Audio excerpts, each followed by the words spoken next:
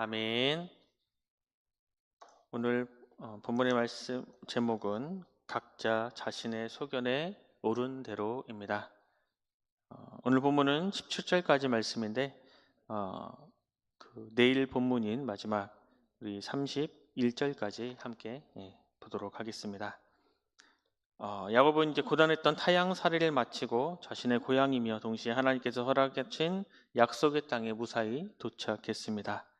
그러나 그곳으로 야곱의 고단한 인생은 멈추지 않았습니다. 오늘 본문은 세겜 성읍에 거주하던 야곱에게 일어난 험악한 세월의 한 부분을 우리에게 말씀하고 있습니다. 1절 말씀해 보면 레아가 야곱에게 낳은 딸 디나가 그 땅의 딸들을 보러 나갔더니, 야곱이 라반의 집에 거하면서 얻은 자녀 중 딸로는 유일한 디나는 본문 사건의 중심에 있는 인물입니다. 그러나 이후의 내용에서 그녀는 이름 없는 주인공, 말 한마디도 하지 않는 주인공에 불과합니다. 이후 그녀는 야곱의 딸, 누이, 소녀 이렇게 불릴 뿐 그 누구에게도 이름이 언급되지 않습니다. 레아가 야곱에게서 낳은 딸이라고 디나를 소개하죠. 이는 후에 디나에게 일어난 불행한 일에 대해 복수의 칼날을 펼친 시므온과 레위가 그녀의 친오빠라는 점을 상기시켜주기 위함입니다. 또한 디나에게 일어난 이 불행한 일에 대해 야곱이 왜 분노하지 않았는지에 대한 힌트가 되기도 합니다. 야곱이 세겜에 정착한 어느 날 디나가 나들이를 나섭니다. 그 땅의 딸들이라는 표현은 이 창세기 안에서 부정적인 의미를 지니고 있습니다. 아브라함은 이삭의 아내를 결코 그 땅의 딸들에게서 찾지 않았습니다. 이삭도 야곱의 아내를 가나안 사람의 딸들에서 찾지 말 것을 담보하며 야곱을 라반에게로 보냈습니다. 디나는 그 땅의 딸들이 아름다워 보였고 매력적으로 보였을 겁니다. 하나님의 약속 안에 구별된 백성이라는 그 정체성을 잠시 내려놓고 그 땅의 딸들을 보러 나갔던 그녀는 자신의 발걸음을 평생 후회하게 될 가혹한 대가를 치러야 했습니다. 2절 말씀해 보면 히위 족속 중 하몰의 아들 그 땅의 추장 세겜이 그를 보고 끌어들여 강간하여 욕되게 하고, 야곱의 가족들이 정착하고 있던 곳에는 히위 족속이 살고 있었습니다. 그중 하몰의 아들이며 추장이었던 세겜은 디나에게 결코 해서는 안 된 행동을 했습니다. 이 세겜의 행동을 문자적으로 표현하면 그녀를 보고 그녀를 붙잡고 그녀를 눕히고 그녀를 강간했다입니다. 이 네 개의 동사를 연달아 사용하면서 이 세겜이라는 사람이 얼마나 포악한지를 말하고 있습니다. 자신의 욕망을 채우는 것을 목적 삼았던 세겜으로 인해 야곱의 딸 디나는 씻을 수 없는 상처를 가져야만 했습니다. 그러나 세겜의 행동은 여기서 멈추지 않습니다. 3절 4절 말씀해 보면 그 마음이 깊이 야곱의 딸 디나에게 연연하여 그 소녀를 사랑하여 그의 마음을 말로 위로하고 그의 아버지 하몰에게 청하여 이르되 이 소녀를 내 아내로 얻게 하여 주소서 하였더라. 3절과 4절만 보면 이 세겜이라는 한 남자와 이 디나라는 여인의 로만스 같이 보입니다. 그러나 그 이면에 세겜의 아주 큰 포악성이 있음을 우리는 명심해야 합니다. 창세기 2장 24절에서 증거하는 결혼에 대한 말씀을 보면 남자가 부모를 떠나 그의 아내와 합하여 둘이 한 몸을 이룰지로다 말씀하고 있는데, 지금 이 말씀에 대한 역순이 일어났습니다. 욕망이 사랑에 앞서고 이 사랑이라는 이유로 폭력이 자행되는 곳에 하나님께서 세우신 결혼이 결코 온전해질 수 없습니다. 세겜은 디나를 그 소녀라고 표현하며 아버지께 결혼을 성사시켜 주기를 부탁합니다. 여기에서 디나의 의견은 그 어디에도 나오지 않습니다. 세겜에게 결혼의 이유는 자신이 그녀를 사랑하기 때문이 전부였습니다. 이 사랑이라는 명분으로 한 여인을 짓밟는 죄악된 태도는 오늘날에도 여전히 일어나고 있는 사람의 아주 큰 포악성입니다. 이 소식을 들은 야곱의 반응은 이렇습니다. 5절 말씀에 보면 야곱이 그 딸 디나를 그가 더럽혔다 함을 들었으나 자기의 아들들이 들에서 목축함으로 그들이 돌아오기까지 잠잠하였고, 세겜이 디나를 더럽혔다는 소식을 들은 야곱의 반응이 아주 이례적입니다. 아들들이 돌아오기까지 침묵하는 야곱의 모습은 후에 요셉의 옷을 집어들고 통곡하는 야곱의 모습과는 대조를 이룹니다. 야곱은 아버지로서 마땅히 보여야 할 반응, 슬퍼하고 분노하지 않습니다. 오히려 후에 자신의 두 아들인 시므온과 레위에게 분노합니다. 야곱이 분노하지 않은 이유는 분명히 알 수 없지만 레아의 딸이 아닌 라헬의 딸이었다면 야곱의 반응은 분명 달랐을 것입니다. 야곱의 이러한 우유부단한 태도와 또 그의 편향된 사랑은 추후 자녀들 간의 갈등으로 번지게 되는 불씨가 됩니다. 이어 7절 말씀을 보면 야곱의 아들들은 들에서 이를 듣고 돌아와서 그들 모두가 근심하고 심히 노하였으니 이는 세겜의 야곱의 딸을 강간하여 이스라엘에게 부끄러운 일 곧 행하지 못할 일을 행하였음이었더라. 야곱의 아들들 즉 디나의 오라버니들은 모두 슬퍼하고 크게 화를 냈습니다. 이들의 분노가 정당했음을 지지해 주듯 성경의 기재는 이스라엘에게 부끄러운 일을 행했기 때문이라고 설명합니다. 이 부끄러운 일이라는 표현은 구약에서 매우 심각한 도덕적, 윤리적 기준을 범하는 행위를 가리킬 때 사용된 단어입니다. 즉 어떤 경우에라도 결코 일어나서는 안 되는 일이 디나에게 일어났으며 그로 인해 야곱의 아들들은 큰 충격에 빠지고 말았습니다. 이어서 8절에서 12절 말씀해 보면 하몰과 그의 아들 세겜은 침묵하는 야곱과 분노하는 야곱의 아들들을 향해 대화를 시도합니다. 그러나 하몰과 그의 아들 세겜에게 보여야 하는데 보이지 않는 태도가 있습니다. 그것은 자신의 잘못 혹은 아들의 잘못에 대한 후회와 상대방에게 마음 깊이 용서를 구하는 태도입니다. 그 어디에도 사과의 표현은 등장하지 않습니다. 이러한 태도는 앞서 디나에게도 동일하게 나타났습니다. 하몰과 세겜의 말과 행동에서 그들의 성품이 그대로 드러납니다. 세겜은 사교술이 전혀 없는 다혈질적인 남자였습니다. 그래서 단순히 그 소녀를 원했고 그녀를 위해 무엇이든지 지불하겠다라고 말하고 있습니다. 이 디나의 몸값을 지불하겠다는 이 세겜의 말은 야곱의 아들들에게 누이를 창녀처럼 대하고 있다라는 인상만 심어줍니다. 그에 비해 세겜의 아버지 하물은 교활하며 처세술이 뛰어납니다. 자칫 깊은 갈등이 벌어질 수 있는 이 상황을 기회로 삼고 서로의 이익을 얻을 수 있는 방법을 제시하기 때문입니다. 하물은 서로 딸들을 주어 통혼할 것과 함께 어우러져 살자라고 제안합니다. 하물은 자신의 처세술로 이 위기를 기회로 바꾸고 이익을 극대화하기 위한 방안을 제시하지만 그는 야곱에게 기업을 주시는 분은 오직 하나님 한 분이심을 알지 못했습니다. 그런데 여기에서 야곱은 또 침묵하고 있습니다. 하몰의 제안이 하나님 앞에 어떠한 의미인지를 알고 있었음에도 거절하지도 않고 또 이 문제를 해결하려고 시도하지도 않습니다. 대신 야곱의 아들들이 나섭니다. 13절 14절에 보면 야곱의 아들들이 세겜과 그의 아버지 하몰에게 속여 대답하였으니 이는 세겜의 그 누이 디나를 더럽혔음이라. 야곱의 아들들이 그들에게 말하되 우리는 그리하지 못하겠노라. 할례 받지 아니한 사람에게 우리 누이를 줄 수 없노니 이는 우리의 수치가 됨이니라. 야곱의 아들들은 하몰과 그의 아들 세겜의 제안을 받아들일 마음이 전혀 없습니다. 야곱의 아들들은 누이 디나를 더럽힌 자들을 향해 분노하고 있었기 때문입니다. 그리고 분노를 넘어 복수를 준비하고 있습니다. 그리고 그 복수의 도구, 속임수의 도구로 할례를 사용합니다. 원래 하나님께서 아브라함에게 할례를 주신 것은 그와 그의 후손이 온 열방에서 따로 분리되었다라는 것을 의미하기 위해서였습니다. 그러나 여기서 야곱의 아들들은 이 할례를 반대의 의미로 사용하고 있습니다.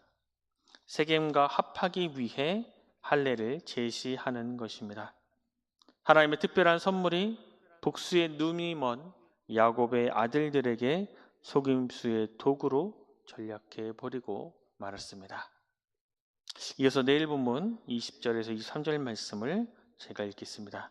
보면 하물과 그의 아들 세겜이 그들의 성읍 문에 이르러 그들의 성읍 사람들에게 말하여 이르되 이 사람들은 우리와 친목하고 이 땅은 넓어 그들을 용납할 만하니 그들이 여기서 거주하며 매매하게 하고 우리가 그들의 딸들을 아내로 데려오고 우리 딸들도 그들에게 주자. 그러나 우리 중에 모든 남자가 그들이 할례를 받음같이 할례를 받아야 그 사람들이 우리와 함께 거주하여 한 민족 되기를 허락할 것이라. 그러면 그들의 가축과 재산과 그들의 모든 짐승이 우리의 소유가 되지 않겠느냐. 다만 그들의 말대로 하자. 그러면 그들이 우리와 함께 거주하리라.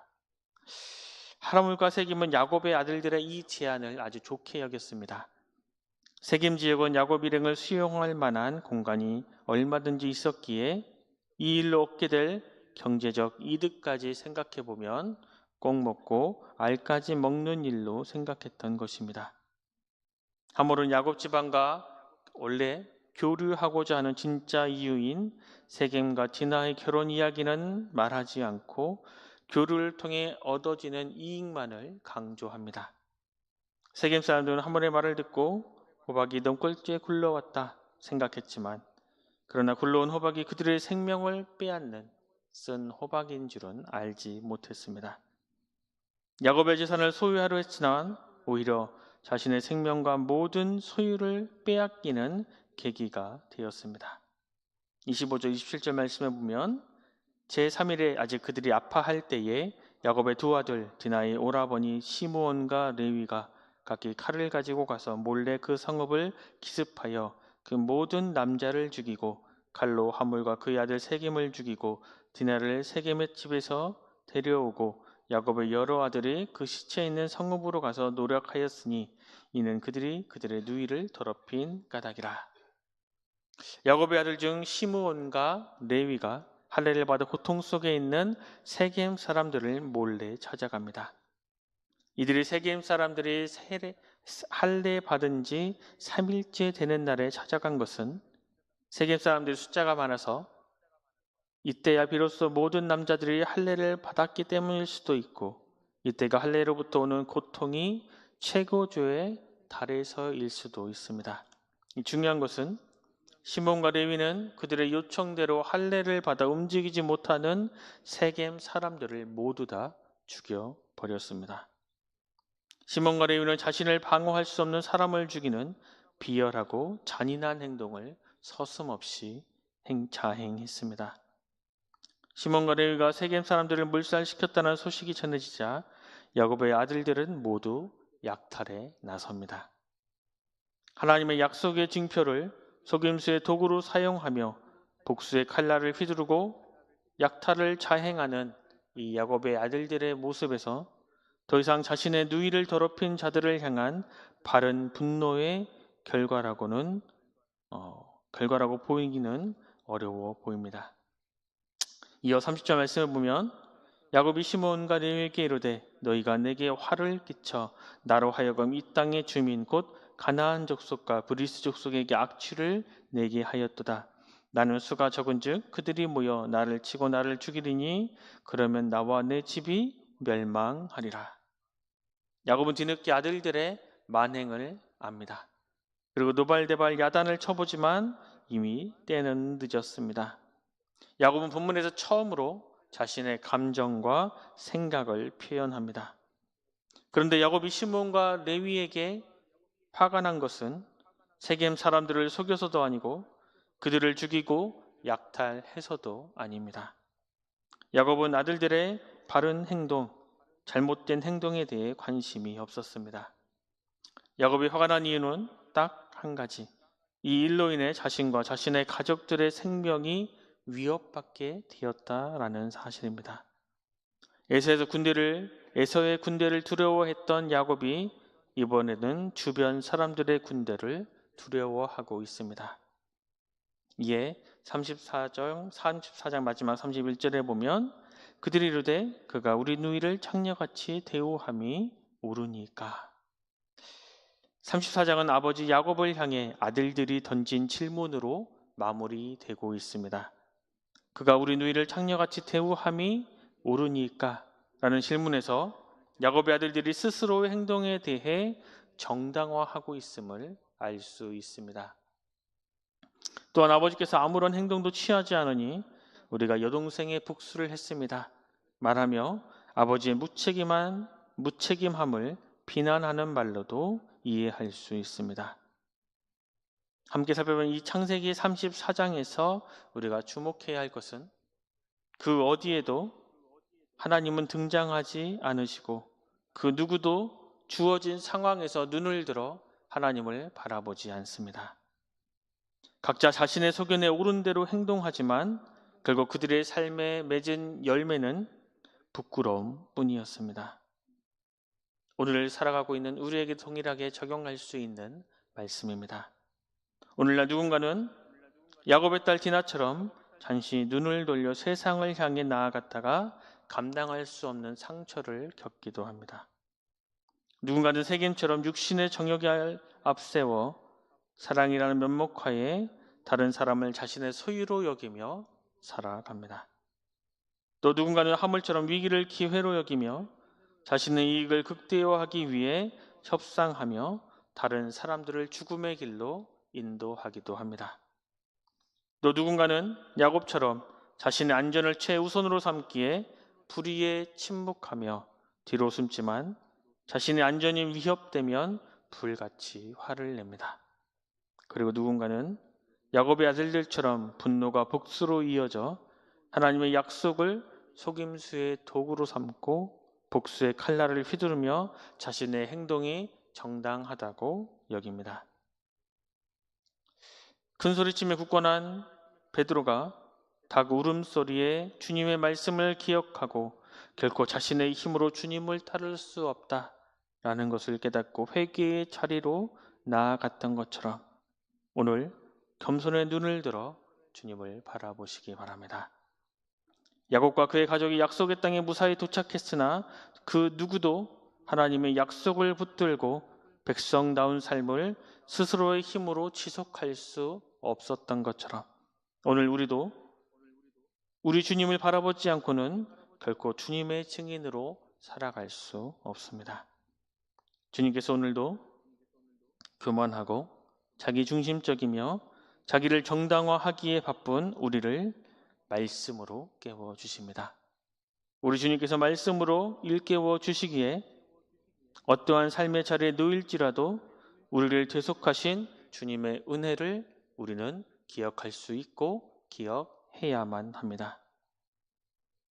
죽을 수밖에 없는 우리를 위해 죽으시고 부활하신 우리 주님의 이 사랑을 기억하며 그 사랑의 증인으로 오늘 하루하루를 살아가는 우리 모두가 될 수 있기를 간절히 소망합니다.